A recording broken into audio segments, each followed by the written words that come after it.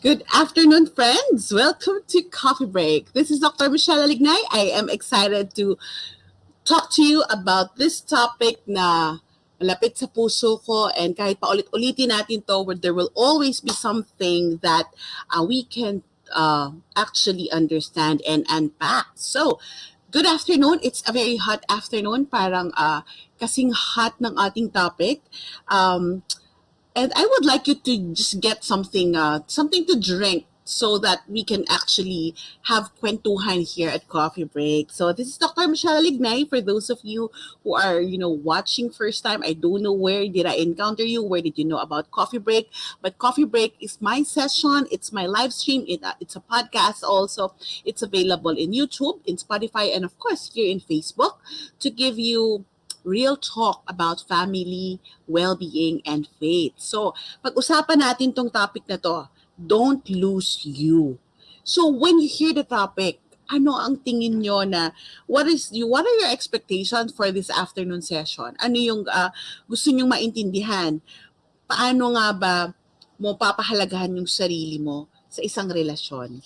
How will we not lose the I amidst the we?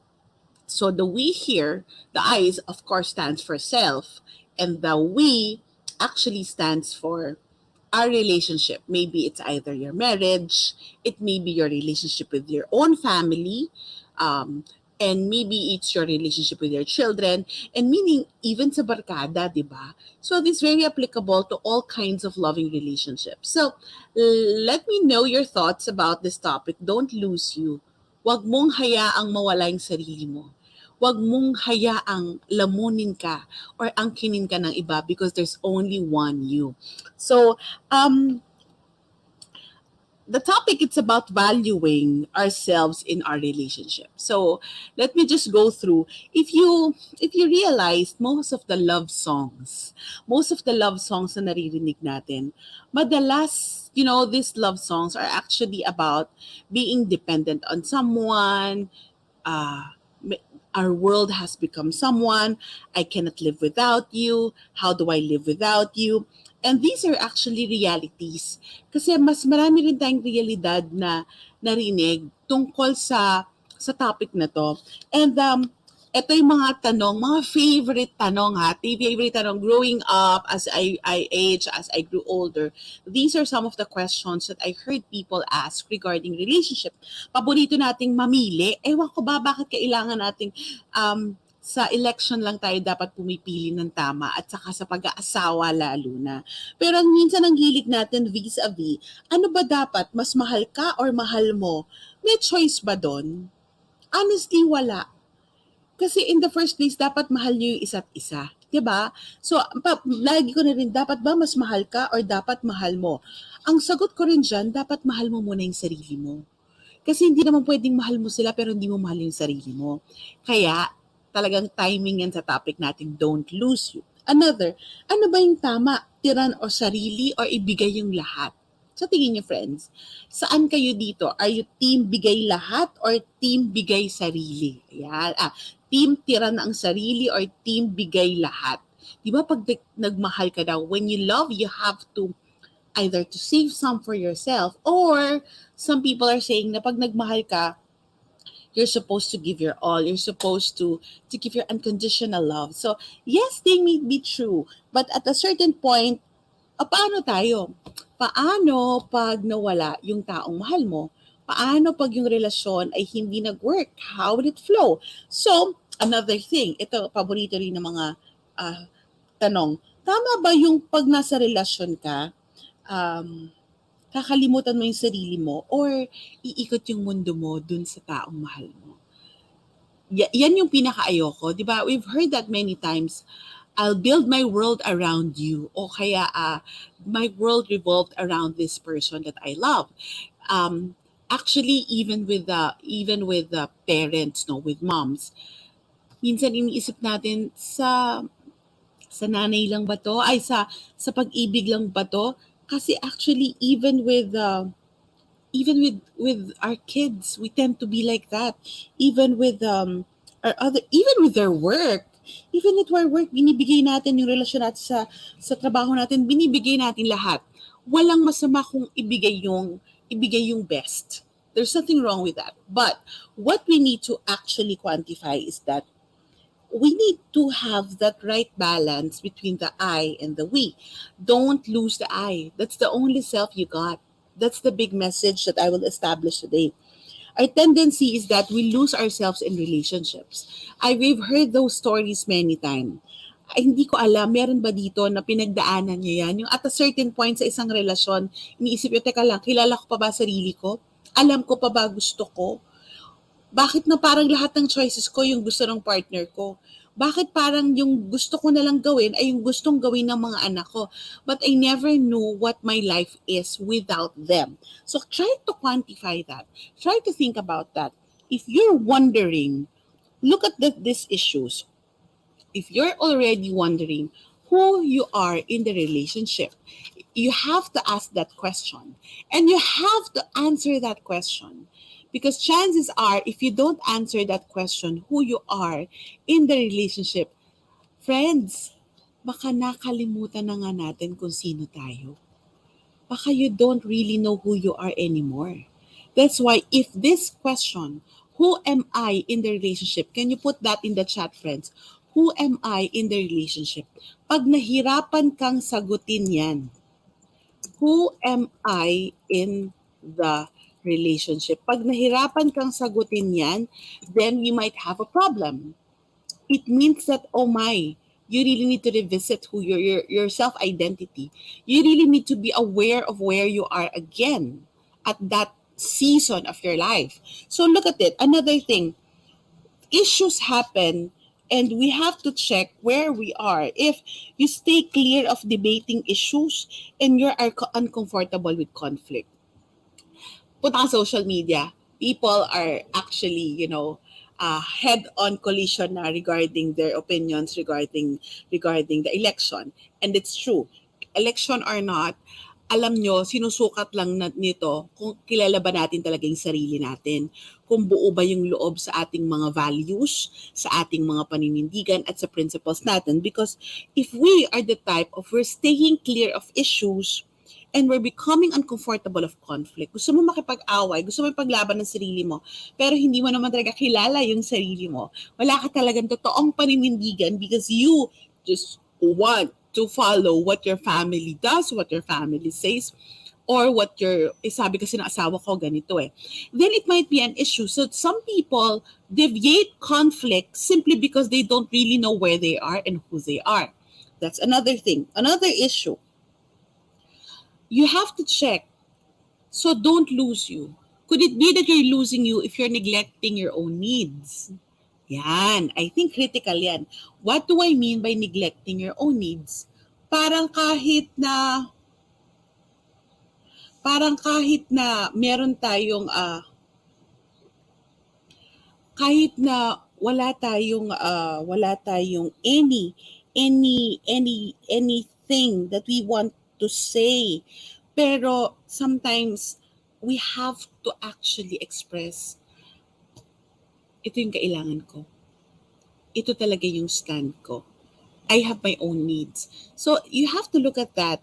If that things are becoming an issue in your relationship, because our tendency is actually, if we are not self-aware, if we lack self-awareness, kung hindi natin kilala yung sarili natin, then we will just be chameleons. You know what chameleons are? Chameleons is chameleon is that reptile na kung ano yung dinapuan niya na halaman, yon yung nagiging kulay niya. Ibig sabihin, she or he gels or blends in. So you have to check where you are in these issues. What could be the possible things that you can actually check with yourself? How can you be more self-aware if you're losing yourself in the relationship? So yan yung pag-uusapan natin ngayong araw na to. In the next episode, I'll talk to you about what can we do to actually value ourselves more. So the first thing, do you let others decide? Do you let other people decide for you? Yung bang, yung decision mo, lagi na lang ganito. Yayain ka ng friends mo, uy, labas tayo. Kita naman tayo. Tagal natin hindi nagkita. Remember, because it's the pandemic.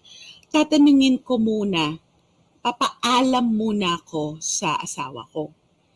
Well, it can be, tricky, but actually, sometimes kasi of course ngayon meron tayong restrictions, meron tayong mga minsan logistic issue, sino magtitingin sa bat. So, meron ganon. Pero, ang sinasabi ko dito, hindi ka makapagdesisyon. You let another person decide for you. You let them run the show. Parang pag sinabihan ka na wag kang sasama doon sa mga kaibigan mong yan, hindi ka sasama. Pag sinabihan ka ng parang ayoko ng mga kaibigan mong yan or ayoko din sa tita mong yan, and then, and so be it. So that's one. You let other people decide for you, even your hair. Even wag kang magme-makeup, wag kang magdadamit ng ganyan.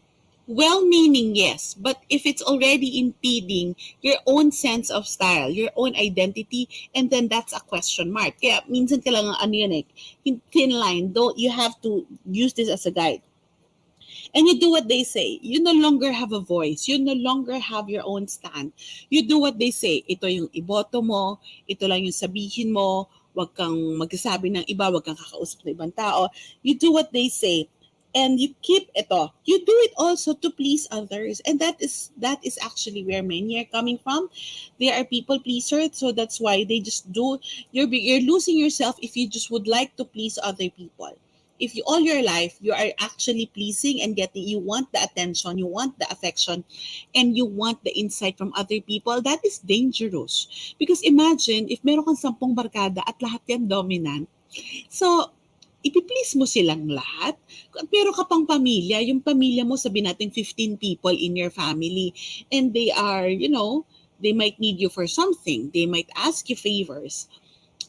But in the process, you always would like to give them what they need. So ito yung minsan, sometimes you have to check if you're spreading yourself too thin to a fault. Okay naman na magbigay, pero sa kabibigay at sa ka-oo, we always forget that, teka lang, paano naman ako? I think yan yung mga nagiging battle cry ng marami. What about me? What about me? I gave you everything. Pinagsilbihan kita. Kaya yan yung mas malalim na pinanggagalingan ng issue. People pleasing might look nice, and you might look nice when you please other people, but in the long run it can be actually very toxic. Another area that you need to look into: are you relying on other people to fulfill your needs? Nako, ito yung critical sa relasyon. Lumapit na talaga, no? This is one of the sign that you're actually starting to lose yourself. You're relying on other people to fulfill your need. Hindi ako magiging masaya kung wala ka, hindi kompleto kung ganito, parang everything that we do dapat tayong dalawa, parang hindi ko kayang manood ng sine kung hindi ko siya kasama, parang there were times before I was asked, sabi niya, talaga kumakain ka? I find this question absurd. Talaga kumakain ka mag-isa sa restaurant? Di ba nakakahiya?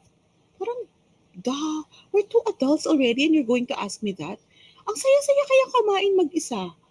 Diba? It's not because I'm lonely, but because I'm in a more reflective mood. I'm loving myself and I'm treating myself the way I want to be treated. Because it's telling myself that, yes, I'm happy with my loved ones. I'm happy with my husband, but I don't need them 100% of the time to fulfill my needs. What if I need to do this? What if I need to do something else? So having that, we cannot rely on other people to fulfill your needs. So alam nyo, sa akin ang breakthrough dyan as women, we really need, if you really need to know how to drive. Para hindi na lang tayo nakadepende in case of emergency, in case of our own personal needs sa ibang tao. Sa ibang tao, sa pamilya, sa kuya mo, sa kapatid mo, and even sa asawa mo. Especially kung meron ka ida-drive. So, there, you have to check, am I relying on others to fulfill my needs? Responsibilidad ba nila na pasayahin ako? Responsibilidad ba ng ibang tao na alagaan ako? Yun yung critical. Diba, Vem, ang sarap mag-coffee by yourself. Yes. There was a time also that I'm taking yoga classes. Tapos may nagtanong sa akin, sinong kasama mo? Ako lang. Sabi niya, talaga, di ba? Okay lang yun. Wala ako kasi, oh my God, parang, I, yoga is supposed to be quiet. Yoga is supposed to be self-reflective. And I love going to the studio where I went to before in Urban Ashram. I love going there by myself because it just gives me that sense of time for me. Nobody else would intrude in me. Ako lang yan. So, ang sarap to recharge that way. So, you have to check, are we relying on others to fulfill our needs? Okay. Those are the things that you should check, ha? Do you let others decide? So, anong sagot nyo? Ito dapat yung sagot kung most of the time, yes, you are leaning towards being too dependent. Do you do what they say all the time? Do you keep pleasing others? Are you relying on others to express your need? Do you give too much or you take more? Do you give too much? Because we tend to be people pleaser. We tend to actually lose ourselves if we feel that we're giving too much. Ang dami mo nang binigay, bigay ka lang ng bigay without really thinking of the consequences it has for you. While you are intentionally wanting to be generous, and you would like other people to be happy, we have to check that, hey, am I giving too much? Is it out of love or because it's out of approval? 'Di ba? Nagbibigay ka ba because you're overflowing or because you would like to be loved in return? You want to seek their approval. Yun yung critical. Walang masamang magbigay. Tinuruan tayo ni Lord to be generous, to be kind, to be loving. But in the process of giving too much, are you giving from a place of overflow? Or are you giving from a place of lack? You have to check that always. Is it the place of overflow na sobra? So nag-overflow ka, buo ka sa sarili mo, yung binibigay mo because you're so happy and you want to share it, kaya ka nagbibigay. Or kaya ka nagbibigay because ayaw mong may masabi sila, because you feel that you're needed and you need them, kaya ka nagbibigay, and you would like to have their attention, their affection, and you want the approval of other people. Diba? Magkaiba. So you have to check that. Another, do you keep loving and supporting to the point of compromising your health and compromising your well-being? Yung, okay, I'm serving my family, I'm serving my community, I work hard in the office, but I would like you to check, are you loving and serving to the point of, because that's what love is, or are you serving to the point of compromising your health? I believe that if we would go back to what the Bible says, diba? There's that the one of the greatest commandment is that love others the way you love yourself. It means love others as you love yourself. It doesn't mean that you love others more. It means that you love others equally if you have loved yourself. That's the main essence of that. And having said that, so you have to check, am I loving and serving but not compromising my health? Or kahit na ako yung mahihirapan, lahat naman ng sakripisyo, nahihirapan tayo, pero may sakit na ako or meron na akong pangangailangan, bibigay ko pa ba to kahit na alam kong to the point of being abused? There you go. Okay, are you submissive? Oo lang ng oo. A submissive, the opposite of that is assertive. Assertive is you say what you need. When people ask you, when your loved ones ask you, what do you want? And then you just tell them, oh, this is what I want. Walang masama magsabi ng gusto.